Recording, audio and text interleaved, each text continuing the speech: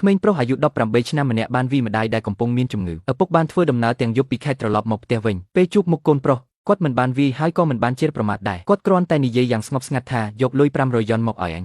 កូនប្រុសគាំងស្ងៀមមួយកន្លែងក្តាប់ដៃយ៉ាងណែនរួចក៏បន្ធូរវិញយឺតផ្ទៃមុខនៅតែបន្សល់ទុកនៅកំហឹងមិនទាន់រលត់គេញើយកសួរត្រឡប់ទៅវិញថាពុកឯងមានសិទ្ធិអីមកទារលុយពីខ្ញុំពុកឯងត្រឡប់មកវិញមិនមែនដើម្បីវាយខ្ញុំទេអីបើខ្លាំងវាមកកុំមកធ្វើរឹកអត់ប្រយោជន៍អីឪពុកមិនបានតបទេគាត់លូកយកកញ្ចប់បារីដកខ្ទេចខ្ទីចេញពីហោប៉ៅទាញមួយដើមមកអុជជប់តាមរយៈផ្សែងបារីអាចមើលឃើញសរសៃឈាមក្រហមក្នុងភ្នែកគាត់យ៉ាងច្បាស់អាវរបស់គាត់ទឹកជោកដោយញើសស្នាមនឿយហត់ដោយសារជិះរថភ្លើងទាំងយប់បង្ហាញយ៉ាងច្បាស់នៅលើខ្លួនគាត់ស្រូបផ្សែងបារីមួយក្អឹបធំរួចនិយាយយឺតថាលុយ500នេះគឺសម្រាប់ទិញផ្ដាច់ជីវិតរបស់ឯងម៉ែឯងពោះឯង10ខែថ្ងៃសម្រាប់ឯងគាត់ធ្លាក់ឈាមយ៉ាងខ្លាំងស្ទើរតែស្លាប់បាត់បង់ជីវិតទៅហើយកាលពីតូចពេលឯងក្តៅខ្លួនកណ្ដាលយប់គាត់លីឯងរត់ចម្ងាយ3គីឡូទៅមណ្ឌលសុខភាពរត់តតែជ្រុះស្បែកជើងម្ខាងឯងចង់បានស្បែកជើងប៉ាតាគាត់សន្សំលុយថ្លៃម្ហូប2ខែដើម្បីទិញឲ្យឯងពេលឯងធុញថប់នឹងការរអ៊ូតមរបស់គាត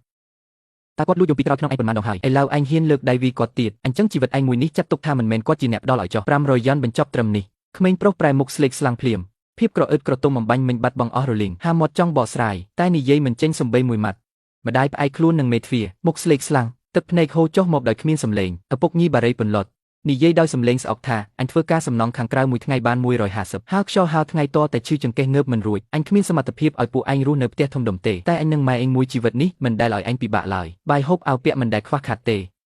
តែឯងវិញស្លាប់មិនទាន់រឹងផងហ៊ានលើកដៃវីអ្នកមានគុណទៅហើយថ្ងៃនេះឯងយកលុយ500មកឲ្យអញចាប់ពីពេលនេះទៅផ្លូវអ្នកណាអ្នកដល់ចុះអញនឹងម៉ែឯងចាត់ទុកថាមិនដែលបង្កើតឯងមកចុះស្មាក្មេងប្រុសញ័រយ៉ាងខ្លាំ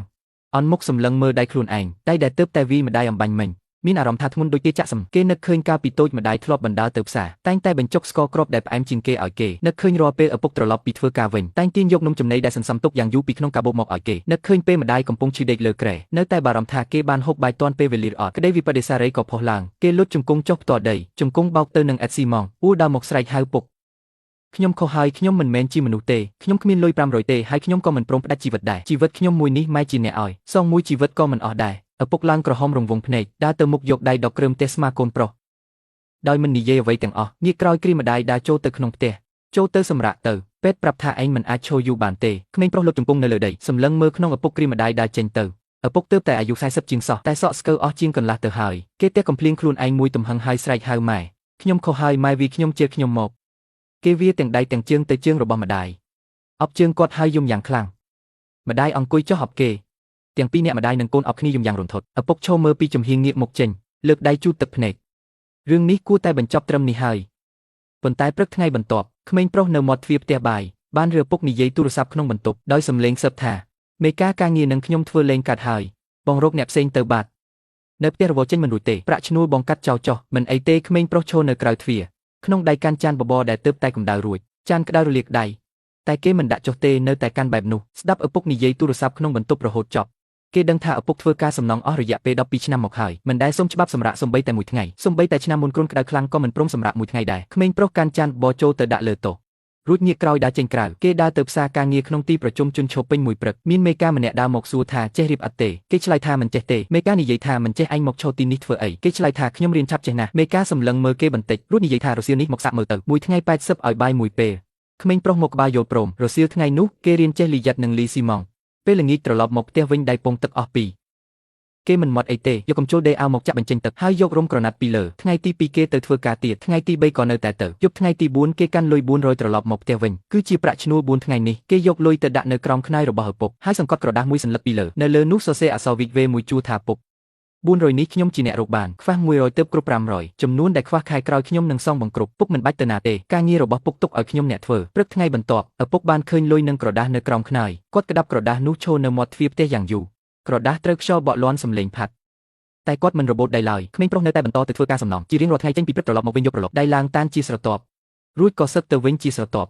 ់មានកម្មករម្នាក់ហុចបារីឲ្យគេលើកដៃបដិសេធថាមិនជក់ទេកម្មករនោះប្រាប់ថាធ្វើការសំណងបើមិនជក់បារីគឺគ្មានន័យទេគេតបថាខ្ញុំខំធ្វើការគឺដើម្បីកុំឲ្យពុកខ្ញុំជក់បារីទៀតកម្មករនោះក៏មិនហុចឲ្យទៀតដែរហើយយកបារីនោះមកសៀតត្រចៀកខ្លួនឯងវិញល្ងាចថ្ងៃទី7ដែលក្មេងប្រុសមកធ្វើការសំណងពេលរៀបចំសម្រាប់ស្រាប់តែមេឃធ្លាក់ភ្លៀងយ៉ាងខ្លាំងគេអង្គុយចង់ហូបក្រោមរោងចាំរហូតដល់រងទូរស័ព្ទក៏រោទឡើងគឺជាម្ដាយដែលទេមកដោយសំឡេងយំខ្សឹកសួរថាពុកឯងសន្លប់ហើយឥឡូវនៅមណ្ឌលសុខភាពក្មេងប្រុសរត់កាត់ភ្លៀងចម្ងាយ3គីឡូពេលទៅដល់មណ្ឌលសុខភាពខ្លួនប្រាណទឹកជោកអស់ឪពុកដេកបិទភ្នែកនៅលើគ្រែមុខស្លេកខៀវ ក្បែរនោះមានព្យួរទុយូសេរ៉ូមពេទ្យប្រាប់ថាគាត់ហត់នឿយពេកនិងដេកយប់ជ្រៅយូរមកហើយបើនៅតែបន្តបែបនេះទៀតរាងកាយនឹងទ្រាំលែងបានហើយក្មេងប្រុសឈរនៅមុខគ្រែអ្នកជំងឺទឹកហូរពីអាវទឹកតាមជើងខោស្រក់ចុះមកដីបង្កើតជាធ្លុកទឹកតូចមួយរីកធំទៅគេមិននិយាយអ្វីទាំងអស់គ្រាន់តែដោះអាវក្រៅដែលទឹកជប់នោះមកពូតឲ្យស្ងួតរួចយកទៅហាលនៅលើបង្កាន់ដៃចុងគ្រែបន្ទាប់មកក៏អង្គុយលើកៅអីចរជិតគ្រែនោះដៃទាំងពីរកាយលើជង្គង់ម្រាមដៃទាំង10ប្រទាក់គ្នាលើខ្នងដៃនៅតែអាចមើលឃើញស្នាមដំបៅថ្មីដែលទើបនឹងកើតប៉ុន្មានថ្ងៃនេះស្នាមរបស់ក្រហមដុំគេអង្គុយនៅទីនោះពេញមួយយប់ពេលព្រឹកព្រលឹមឪពុកក៏ដឹងខ្លួនឃើញគេអង្គុយនៅជិតគ្រែអ្នកទាំងពីរសម្លឹងមុខគ្នាមួយផ្លែតគ្មានអ្នកណានិយាយមុនឡើយថ្ងៃនោះក្មេងប្រុសនៅលើកៅអីតាមច្រករបៀងមណ្ឌលសុខភាពអង្គុយបានមួយសន្ទុះគេដកទូរស័ព្ទមកអូសមើលបញ្ជីឈ្មោះគេអូសទៅដល់ឈ្មោះពុកចុចចូលមើលសារចុងក្រោយគឺកាលពីកន្លះឆ្នាំមុនគេសុំលុយឪពុកទិញស្បែកជើងប៉ាតាឪពុកទុកវិញថា2ថ្ងៃទៀតពុកវេរឲ្យគេសម្លឹងមើលពាក្យប៉ុន្មានម៉ាត់នោះយ៉ាងយូររួចដាក់ទូរស័ព្ទផ្កាប់លើផ្លូវផ្កាប់មុខចុះបន្ទាប់មកគេក៏ដើរទៅរកមេការសំណងស្ម័គ្រចិត្តសួរថាតើអាចសុំថែមម៉ោង1ឬ2ម៉ោងបានទេមេការសម្លឹងមើលគេរួចសួរថាពុកឯងជាហើយមែនទេគេឆ្លើយថានៅទេទើបខ្ញុំចង់ធ្វើការឲ្យបានច្រើនក្រោយមកក្មេងប្រុសធ្វើការពេញមួយខែបើកប្រាក់ខែពេញដំបូងបាន2400គេបែងចែកលុយជា2ចំណែកមួយចំណែកយកទៅដាក់ក្រោមខ្នើយម្ដាយមួយចំណែកទៀតទុកក្នុងហោប៉ៅហើយទៅផ្សារទិញស្បែកជើងថ្មីមួយគូឲ្យឪពុកគេបានលួចវាស់ទំហំជើងឪពុករួចហើយឆ្លៀតពេលគាត់ដេកលក់យកទ្រនាប់ជើងមកវាស់មើលពេលគេកាន់ប្រអប់ស្បែកជើងមកដល់ផ្ទះឃើញឪពុកអង្គុយបេះបន្លែក្នុងទីធ្លាទាំងក្នុងកោងសក់ស្កើថែមប៉ុន្មានសរសៃទៀតហើយគេយកប្រអប់ស្បែកជើងដាក់ក្បែរជើងឪពុកហើយអង្គុយចុះដោះស្បែកជើងប៉ាតាចាស់ដែលសឹកធ្លុះបាត់ចេញពីជើងឪពុករួចពាក់ស្បែកជើងថ្មីជំនួសវិញឪពុកមិនកម្រើកទេអន់មើលកូនប្រុសចង់ខ្សែស្បែកជើងឲ្យខ្លួនពេលចង់ដល់ចំណងទី2ដៃកូនប្រុសរៀងញ័របន្តិចចង់តតែ2ដងទើបជាប់ឪពុកមិននិយាយហើយក៏មិនកម្រើកអ្នកទាំងពីរគ្មានអ្នកណាបន្លឺសំឡេងឡើយដៃមួយគូនោះជាលើកទី1ហើយដែលមិនមែនលូកហុចលុយឲ្យតែជាការមកពាក់ស្បែកជើងឲ្យគាត់ម្ដាយលើកបាយចេញពីក្នុងផ្ទះមី3ចានក្នុងចានឪពុកមានពងទីចៀនមួយ